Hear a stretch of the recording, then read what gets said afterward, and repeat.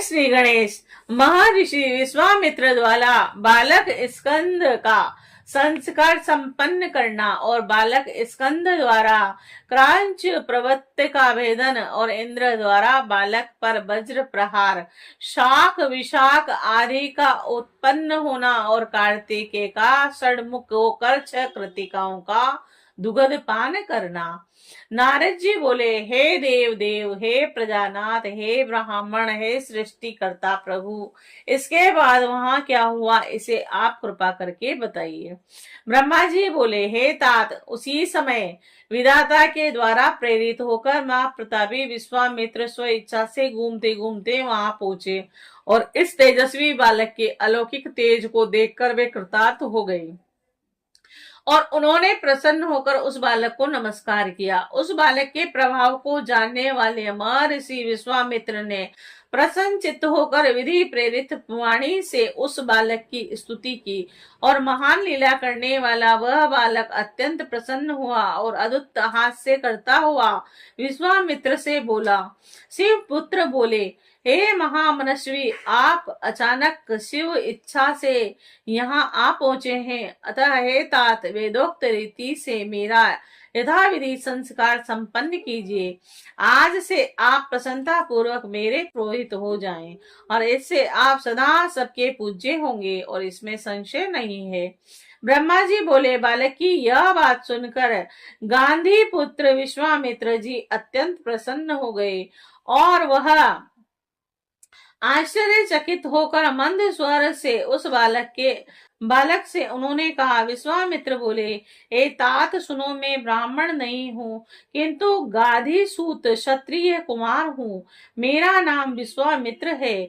मैं तो ब्राह्मण सेवक क्षत्रिय हूँ और हे श्रेष्ठ बालक, मैंने तुमसे अपना सारा चरित्र निवेदन कर दिया। तुम कौन हो? अपना संपूर्ण चरित्र मुझसे कहो, मैं आश्चर्यविंद हो रहा हूँ। ब्रह्मा जी बोले, विश्वामित्र जी के इस वचन को सुनकर महान लीला करने वाले बालक ने प्रसन्न हो उन गाधी पुत्र विश्वामित्र जी से अपना सारा चरित्र कहा। शिव सूत बोले, हे विश्वामित्र जी, आप मेरे वरदान से महर्षि हैं और इसमें संशय की बात नहीं है। वशिष्ठ आदि ऋषि गण भी आदर पूर्वक आपकी प्रशंसा करेंगे। इस कारण आप मेरी आज्ञा से मेरा संस्कार करें और यह सब रहस्य आपको गुप्त ही रखना चाहिए, कहीं नहीं कहना चाहिए। ब्रह्मा जी बोले, हे देवेशु, तदंतर विश्वामित्र जी ने प्रेम पूर्वक वेदोक्त रीति से भगवान शिव के उस बालक के संपूर्ण संस्कार संपन्न किए और महान लीला करने वाले प्रभु शिव पुत्र ने भी बड़े प्रेम से महर्षि विश्वामित्र जी को दिव्य ज्ञान प्रदान किया। नाना प्रकार की लीला में पारंगत अग्नि पुत्र ने विश्वामित्र जी को अपना पुरोहित बना लिया और उसी समय से वे विश्वामित्र द्विज श्रेष्ठ के रूप में प्रतिष्ठित हो गए। और हे मुने, उस बालक ने इस प्रकार जो लीला की है वह मैंने आपको बता दी। हे तात, उस बालक की दूसरी लीला मैं बता रहा हूँ, प्रेम पूर्वक सुनो।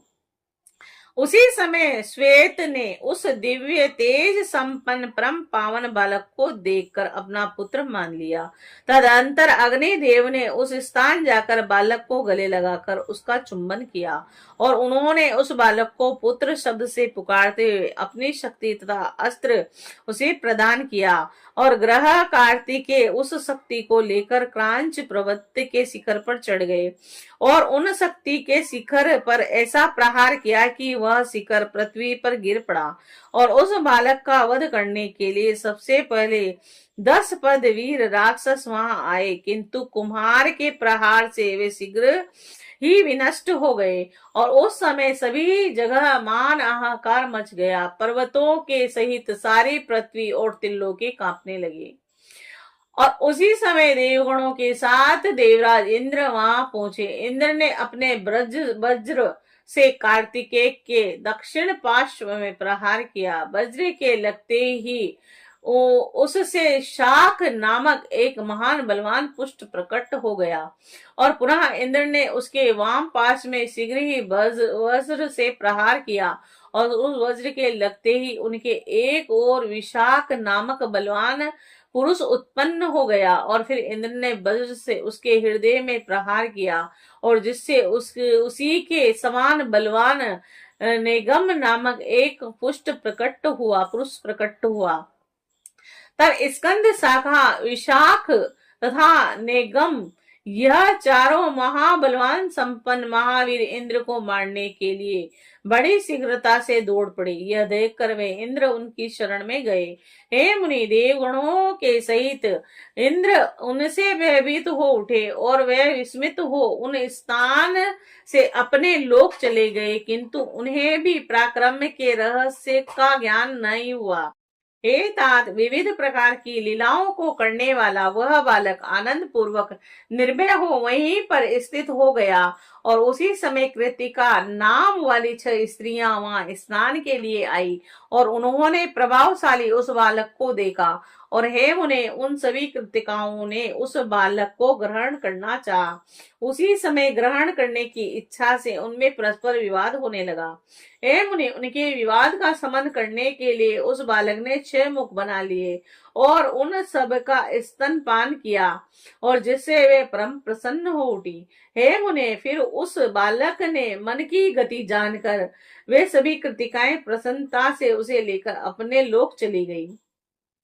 उन्होंने सूर्य से भी अधिक तेजस्वी स्तनपान की इच्छा करने वाले उस कुम्हार नाम वाले बालक शिव पुत्र को अपना दूध पिलाकर बड़ा किया, और वे प्राणों से भी अधिक प्रिय उस बालक को कभी आंखों की ओट न करती, और जो पोषण करता है उसी का वह पुत्र होता है।